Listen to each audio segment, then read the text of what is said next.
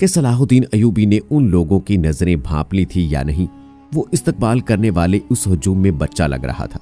अलबत्ता जब वो नाजी के सामने मुसाफे के लिए रुका तो अयूबी के चेहरे पर तब्दीली सी आ गई थी। वो नाजी से हाथ मिलाना चाहता था, लेकिन नाजी जो उसके बाप की उम्र का था, सबसे पहले दरबारी खुशामदियों की तरह झुका, फिर अयूबी से बगलगीर हो गया। उसने अयूबी की पेशानी चूमकर कहा, मेरे खून का आखिरी कतरा भी तुम्हारी जान की हिफाजत के लिए बहेगा। तुम मेरे पास जंगी की अमानत हो। मेरी जान अजमत इस्लाम से ज्यादा कीमती नहीं। सलाहुद्दीन अयूबी ने नाजी का हाथ चूमकर कहा, मोहतरम, अपने खून का एक एक कतरा संभाल कर रखिए, सलीबी स्याह घटाओं की माने छा रहे हैं। नाजी जवाब में सिर्फ मुस्कुराया, जैसे सलाहुद्दीन अयूबी ने कोई लतीफा सुनाया हो। सलाहुद्दीन अयूबी इस तजर्बाकार सालार की मुस्कुराहट को गालबन नहीं समझ सका। नाजी फातमी खिलाफत का परवरदा सालार था।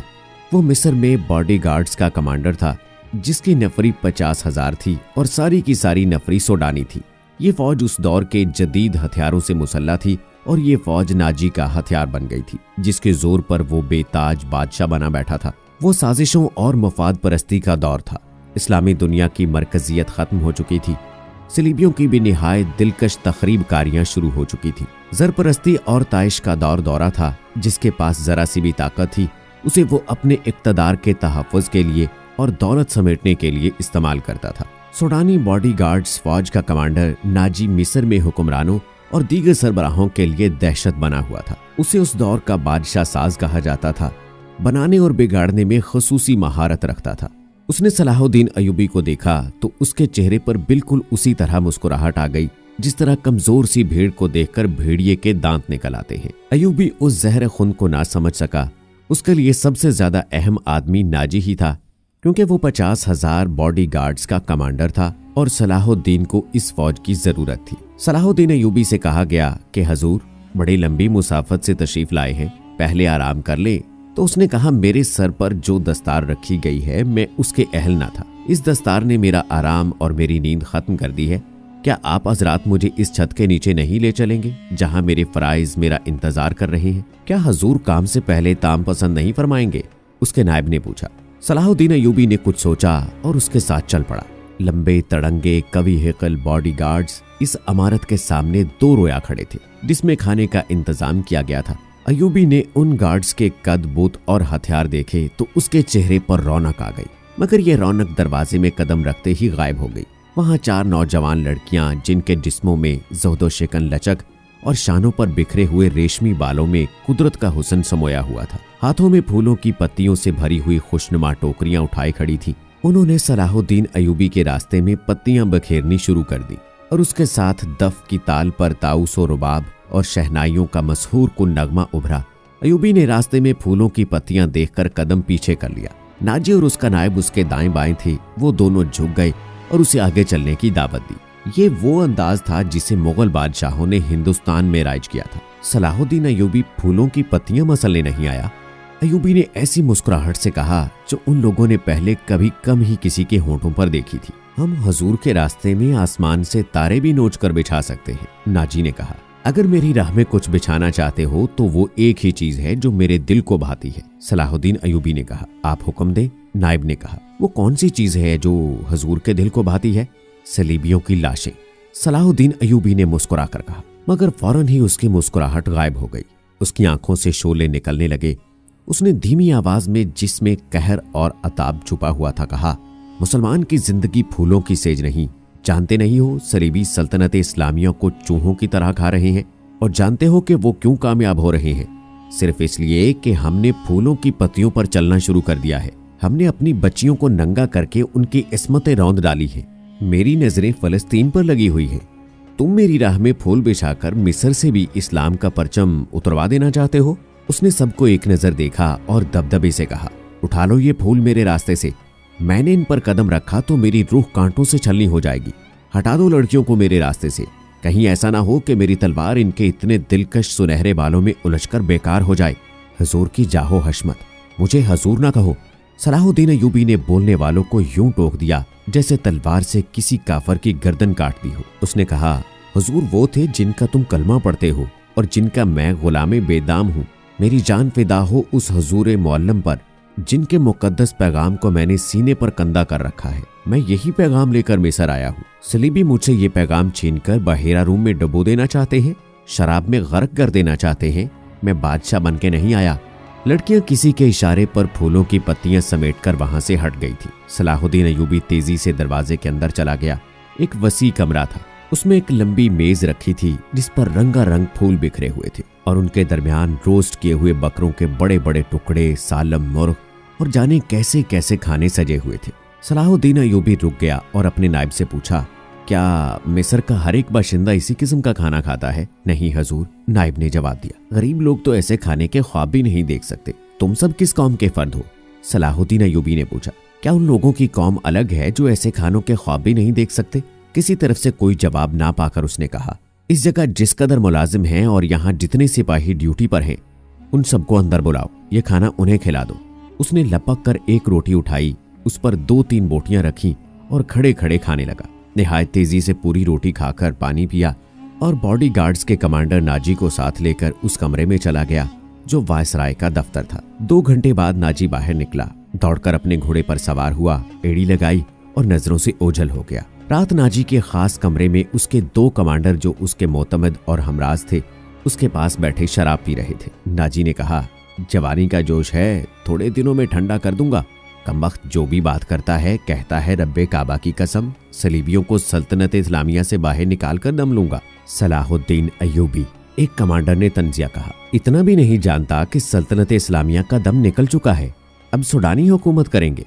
क्या आपने उसे बताया नहीं कि ये 50,000 का लश्कर सुडानी है? दूसरे कमांडर ने नाजी से पूछा। और ये लश्कर जिसे वो अपनी फौज समझता है सलीबियों के खिलाफ नहीं लड़ेगा? तुम्हारा दिमाग ठिकाने है और रविश? नाजी ने कहा, मैं उसे ये यकीन दिलाने आया हूँ कि ये 50,000 सुडानी शेर उसके इशारों पर सलीबियों के परखचे उड़ा देंगे। लेकिन नाजी चुप होकर सोच में पड़ गया। लेकिन क्या?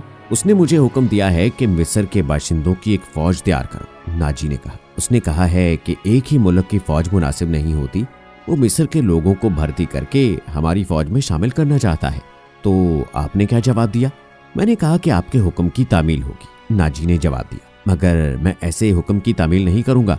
मिजाज का कैसा है? अरोश ने पूछा। जिद का पक्का मालूम होता है।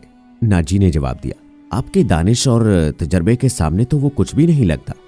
दूसरे कमांडर ने कहा, नया नया अमीर मिस्र बन के आया है, कुछ रोज ये नशा तारी रहेगा, मैं ये नशा उतरने नहीं दूंगा।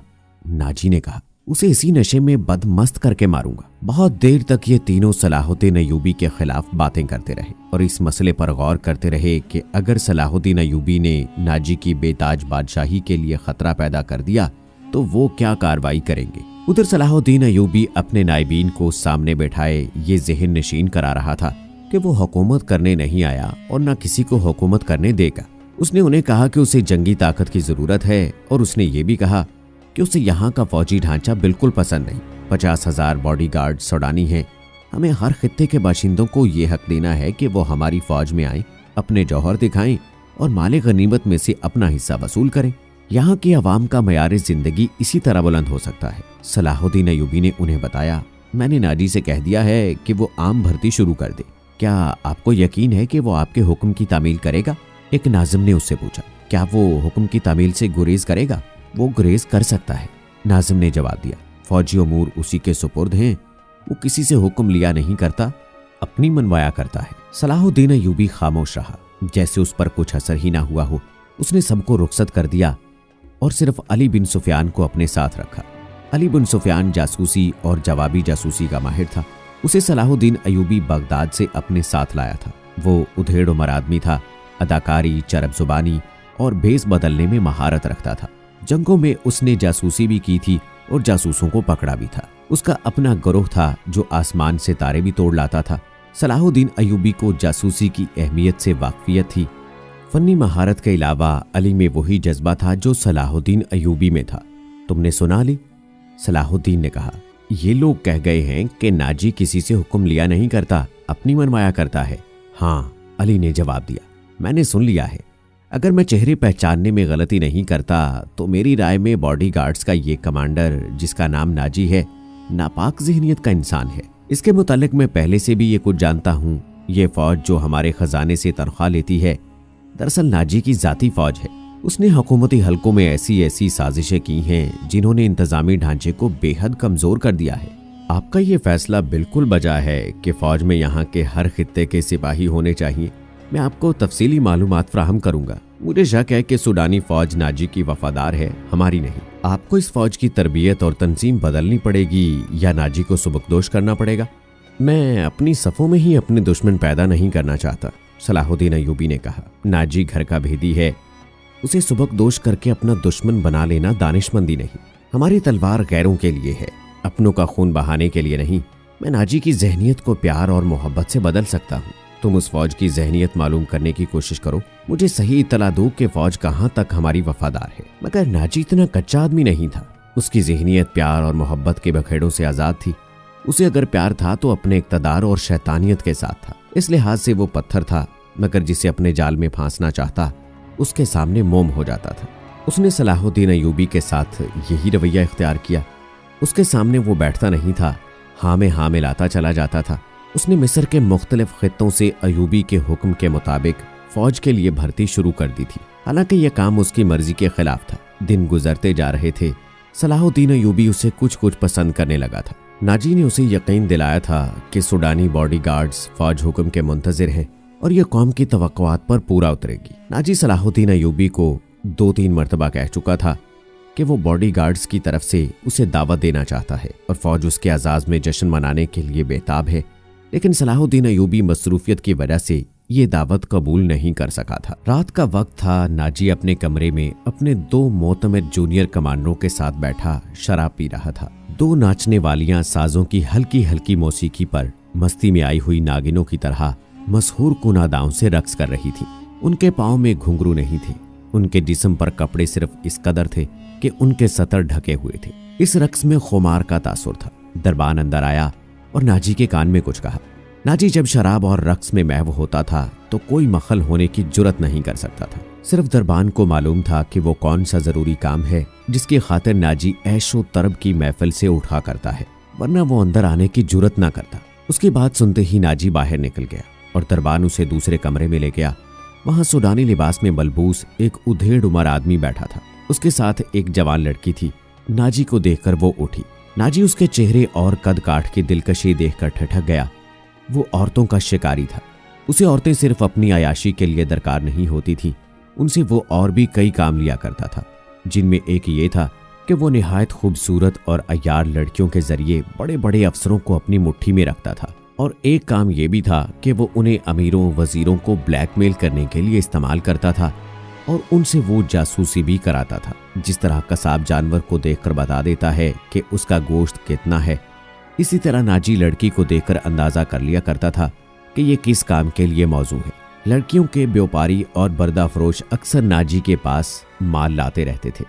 यह आदमी भी ऐसे ही व्यापारियों में से लगता था। लड़की के मुतालिक उसने बताया कि तजर्बाकार है, नाच भी सकती है और पत्थर को जुबान के मीठे जहर से पानी में तब्दील कर सकती है। नाजी ने उसका तफसीली इंटरव्यू लिया। वो इस फन का माहिर था। उसके मुताबिक उसने लड़की का इम्तिहान लिया और उसने ये राय कायम की कि जिस काम के लिए वो एक और लड़की को तैयार कर रहा था, उसके लिए ये लड़की थोड़ी सी ट्रेनिंग के बाद मौजू हो सकती है। सौदा तय हो गया। व्यापारी कीमत वसूल करके चला गया।